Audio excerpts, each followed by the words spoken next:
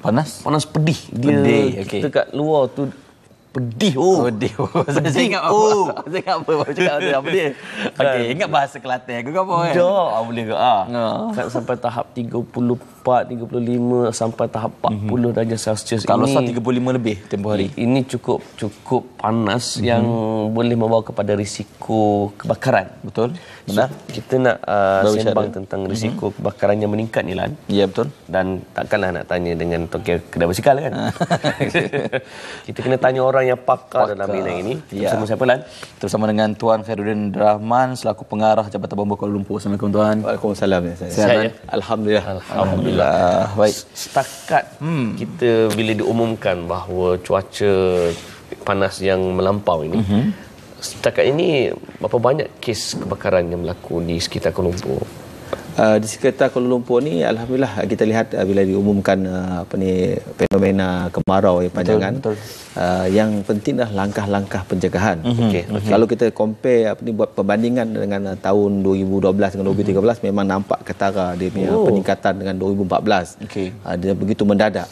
Tapi berdasarkan pada pengalaman tersebut kita menyangkakan bahawa kebakaran yang tidak sepatutnya berlaku oleh kerana perbuatan yang tidak selamat oleh masyarakat kita ni, benda ni boleh ditandangi, mana dielakkan. Mana kebanyakan kes-kes kebakaran ni adalah kebakaran yang mana kita anggap boleh dielakkan sekiranya masyarakat ini diberi kesedaran yang tinggi dan beri kerjasama kepada Jabatan Bomba lah. Berbanding dengan tahun lepas, kalau dari segi kebakaran alhamdulillah masih terkawal. Tapi kalau banding dengan tahun lepas, Suhu memang kita lihat dalam awal bulan 2, 3 dan 4 tahun lepas tahun 2014 dengan 2013 itu memang peningkatan suhu ni cukup tahun ni lagi tahun ini tinggi dijangkakan nanti, tapi kita haraplah, kita berdoa bahawa perkara ini adalah perkara jangkaan, mana ramalan. Betul. Dengan adanya sifat bertanggungjawab komuniti kita dan juga berkat kata kita berusaha lah, sambil kita berusaha dan juga kita bertawakal, saya rasa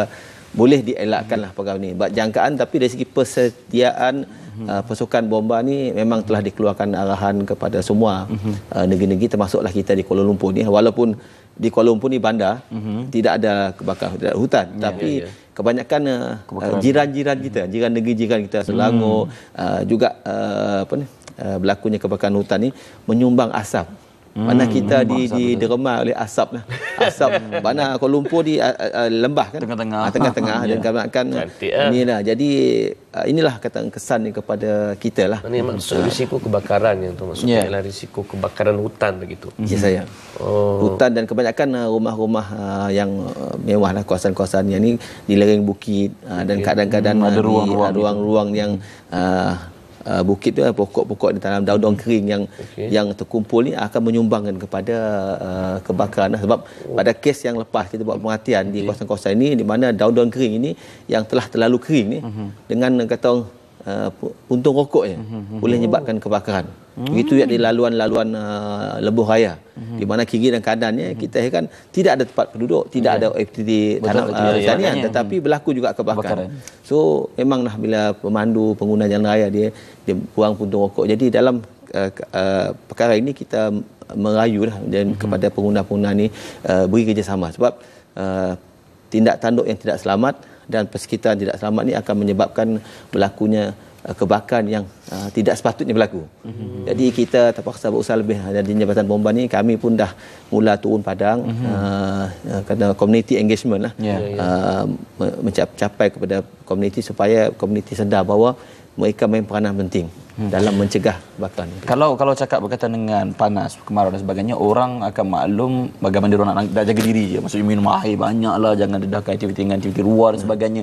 Tapi kalau untuk prihatin berkaitan dengan kebakaran ni kurang sikit. Jadi bila tu menyebut pasal community engagement tu, apa antara aktiviti ataupun bentuk engagement yang cuba dilakukan? Kita tiap hari kita dah mula turun padang lah, Sabtu dan Ahad. Hari ini pun kita ada bersama dengan Karyah di Ulu Kelang, Masjid Ubudiah. Mana kita buat pameran, kita tunjuk mana statistik berlaku ni, dan pada sama juga pegawai-pegawai saya akan memberi penerangan kepada mereka bahawa kes-kes kebakaran ni sebenarnya boleh dielakkan berdasarkan pada analisa juga kajian kita. Kebakaran tak sepatutnya berlaku, tapi Dia berlaku juga? Dia berlaku juga. It happen. Jadi kadang soalan tanya, why it happen? Kenapa ia berlaku? Inilah kita nak terangkan, serapkan pada kepada masyarakat. Dan pada masa zaman juga kita ada di Kuala Lumpur ni khasnya kita ada pasukan bomba komuniti di rumah-rumah PPA dan juga kawasan-kawasan taman perumahan. Kita edarkan risalah-risalah. Dan risalah-risalah ini akan mereka edarkan sama pada masa zaman juga kesedaran tu. Sebab dia ada kesan. Bila kita buat program ni yang ada ni, kesedaran dia akan mula turun kes-kes kebakaran. Mana masyarakat mula sedar bahawa kefahaman. Kebakaran ni masing-masing kena main peranan. Betul. Saya balik di rumah pun saya kena ni, walaupun saya pengarah bomba, tapi kereta bomba tak dengan saya. Jadi langkah-langkah pencegahan bermula di rumah. Yelah, tak ada kerja bawa balik kereta bomba. Jadi bila kita buat ni, banyak perkara-perkara yang boleh kita elakkan berdasarkan pada perbandingan statistik tahun 2011, 12, 13 kita nampak. Dan tahun ini kita dah mintalah ketua-ketua balai saya 17 balai di Kuala Lumpur ni, di mana ada arahan oleh ibu pejabat kita untuk kita gerakkan mana peralatan logistik persiapan kita pada masa sama juga. Of course ni komuniti sendirilah, mana masyarakat sendiri main peranan penting. Sebelum kita nak bagi kepada penonton apa panduan untuk mengelak kebakaran, sebab orang kita ni selagi mana dia tak tahu apa worst case scenario. Betul. dia nampak relax Kalau tahun lepas, kes kebakaran paling teruk yang tuan pernah lalui? Kes kebakaran kalau ikut statistik yang menyumbangkan sumbangan kepada, contoh tahun lepas kita mencatat 2071 kes panggilan kebakaran. Dibanding dengan tahun 2013, 1973. Peningkatan. Tapi peningkatan ini ketaranya pada bulan 3, 4, 5 tahun lepas oleh kerana kebakaran hutan. Kebakaran sampah. Tong-tong sampah yang dibiarkan tidak dipungut, dibakar. Lepas tu kes khianat. Tapi berdasarkan kepada perkhidmatan ini, sebenarnya kes itu yang tadi boleh dielakkan sekiranya masyarakat main peranan penting. Contohnya penggunaan elektrik. Sebab musim panas ni kadang-kadang masyarakat gunakan kipas berpanjangan. Kadang-kadang bila kipas berpanjangan digunakan, dia orang turun kerja ni lupa. Mana perbuatan kesilapan mereka ni. Tu selalu saya nyatakan. Kalau tak tutup Swiss, bila kita biarkan berpanjangan sampai 24 jam, 36 jam, 72 jam ni, peralatan elektrik akan menyebabkan salah satu punca berlakunya litar pintas, dan sekiranya tidak ditandangi peringkat awal, api itu akan merebak. Dan setiap kebakaran ini berpunca daripada api kecil dia. Dia besar, bila tak ditandangi dia akan besar. So dalam kaedah ini kita selain kita mengingatkan masyarakat, kita nak mereka bersiap sedia juga. Tambah dia kena tahu macam mana menggunakan alat benda api. Contohnya kempen kita kan memiliki alat benda api. Sebab tu sindrom di Malaysia ni, sindrom yang selalu saya nyatakan mana-mana perjumpaan saya dengan masyarakat, sindrom 3L. Lupa, lalai, leka. Bila inilah 3L ni. Jadi hari ni kita nak bagi kepada mereka tu 3L juga. Lawan, lari ataupun lepak. Maknanya dari segi macam mana nak menangani insiden. Mana you have to dia kena tahulah kaedah yang terbaik dan macam mana mereka melengkapkan diri mereka dengan sistem kebombaan yang ada. Contohnya alat asas, alat benda api. Mana-mana bila saya buat ceramah, kita tanya siapa ada alat benda api rumah. Dalam 100 orang tu, 2 orang 3 orang angkat tangan. Jadi mana ni kesedaran tu masih lagi pada peringkat ni. Perlu ada sebab api ni tahu pakai tak? Tu masalah kan. Jadi itulah kita selalu nak ingatkan balik, please macam contohnya kebakaran sebaru ni, you boleh mampu beli banglo 1 juta. Tapi beli extinguisher RM100 mahal. Bila kita tanya siapa ada TV kat rumah, semua ada. TV besar-besar pula tu. Besar pula 60 inci, 80 inci. Itulah tahap kesedaran tu. Itu yang menjadi satu tanggungjawab yang cukup besar dan juga berat kepada kami untuk kita reaching the community. Mana kepada kumpulan sasar supaya mereka sedar bahawa memiliki alat api adalah benda yang penting. Sebenarnya tipnya ialah pertama, Swiss kena tutup bila tak guna. Penggunaan dapur masak, kena beri perhatian. Lepas tu kawasan persitaran, contohnya rumput-rumput kering kan. Sampah-sampah yang barang-barang yang tidak diguna jangan dilonggok-longgok, contohnya di plate apartment dilonggok kat ruangan tangga. Ini boleh menyebabkan salah satu punca kalau orang buat inaya ataupun arsenis, potential arsenis, tengok dia baling dia puntung rokok dan boleh menyebabkan kebakaran di ruangan tangga. Dan ruangan tangga adalah untuk melepaskan diri. Sepatutnya bahagian tempat itu adalah tempat yang selamat untuk menyelamatkan kita kalau kita duduk di bangunan tinggi. Jadi kalau dah terbakar tingkat bawah tu, lepaskan diri tak boleh lah. Asap akan naik ke atas, memenuhi ruangan tangga. Dan inilah satu tindakan-tindakan yang perlu kita tandangi. Mana kata dalam bahasa orang putih mudahlah unsafe act, unsafe condition. Kerana persekitaran yang tidak selamat dan juga tindak tanduk yang tidak selamat menyumbang kepada kes-kes ini. Okey. Itu tadi yang pengguna harian lah. Bagi pengusaha-pengusaha tanaman mungkin, macam kalau dekat Kedah tu, pesawah-pesawah kan. Diorang memang akan membakar jerami dan sebagainya. Apa yang diorang boleh buat? Maksudnya, bakar kena tunggu situ ke? Ataupun kebanyakan bakar dan tinggal dan sebagainya? Macam Dia bakar ni sepatutnya dikawal. Dia slash and burn. Macam di negara barat pun sama juga. Dia punya ladang lagi besar. Betul. Tetapi mereka slash and burn. Dia buat konsep pembakaran berpetak, penekawalan. It's a control burning.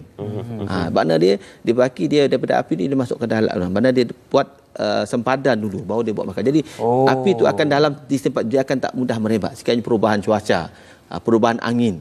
Kadang-kadang kita dianggap kita bakar pagi ni hari-hari kita angin biasa aja. Jatuh pada pukul 10 ke 11 angin tu lain berubah. Daripada timur dia dari timur datang dari barat. Dia tepatnya tak bakar dia akan merebak. Ini menyebabkan kadang kes-kes luar kawalan. Bila luar kawalan mula dia panggil bomba.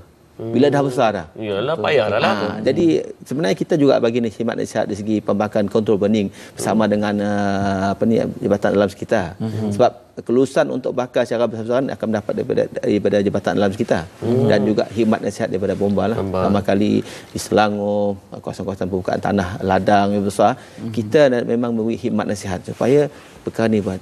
Masalahnya kadang-kadang ladang yang besar bila dia ambil kontraktor ni, kadang kontraktor nak ambil kos yang mudah, dia bulldoze habis, dia bakar. Itu yang menjadi penyumbang kepada keadaan kos semua. Yes. Dia nak jimatkan kos dia untuk untung lebih tinggi, tapi dia lupa bahawa boleh menyebabkan alam sekitar dan juga persekitaran ni lah, dan menjejaskan kehidupan kesejahteraan masyarakat. Ini merupakan satu tanggungjawab yang cukup berat bagi kita lah.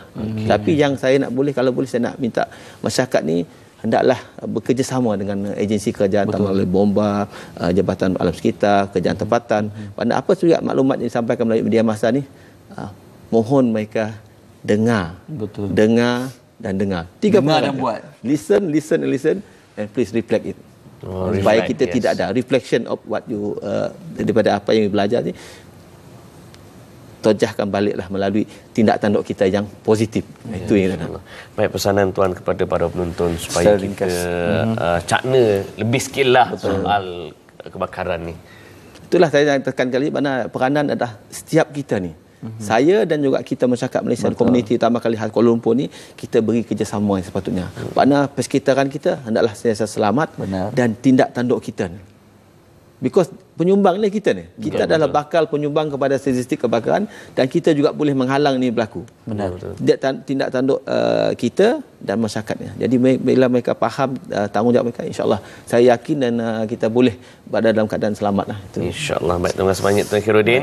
So ingat lagi pesanan Tuan Khairuddin, iaitu listen and react. Reflect ke react? React and reflect. Baik. Kita nak rehat dulu para penonton dan kita nak sambung lagi perbincangan tentang fenomena equinox ini. So kita akan saksikan Meja SPE bersama dengan Syahrul Faizi, tapi kita rehat dulu. Rehat seketika. Jangan ke mana-mana.